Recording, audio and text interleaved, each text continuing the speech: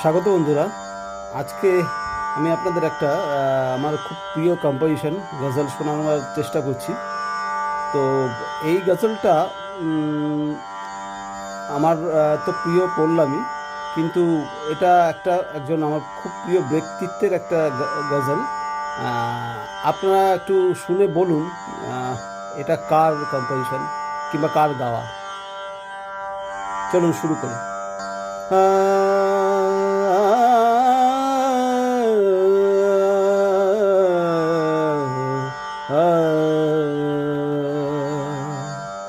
परखना मत, परखने में कोई अपना नहीं रहता।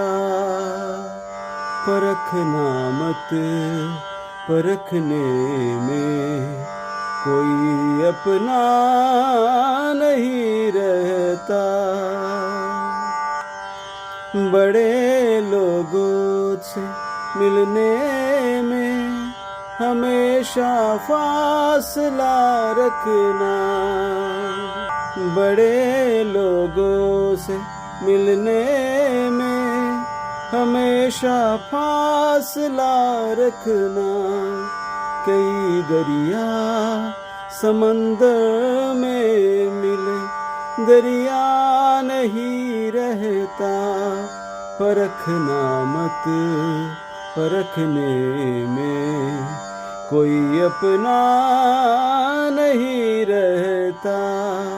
परखना मत, परखने में कोई अपना नहीं रहता।